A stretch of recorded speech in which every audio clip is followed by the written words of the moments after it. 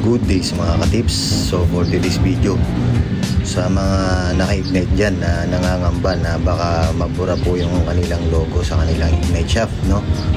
So ito, meron sa ating nagpa top coat ng kanilang logo. So para ma-secure po yung logo ng inyong mga ignite, kasi po malimit po ang issue nito ay nabubura po. So kapag ka po ganun, nawala na po yung logo, nawawala na rin po yung value ng shaft.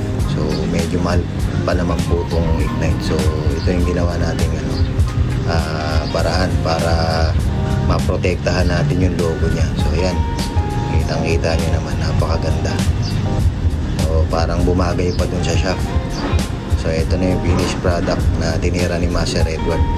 Sa mga naka-ignite dyan na ayaw nyo mabura yung mga logo na ignite nyo, dalhin nyo na rito para ma-protection na natin, ma-shield natin. So yan, ang ganda, parang galing sa factory. I love it. So yun lang, thank you mga ka-tips. Pasyal na kayo rito sa shop ng Bubbles Cutie Prepare. Thank you.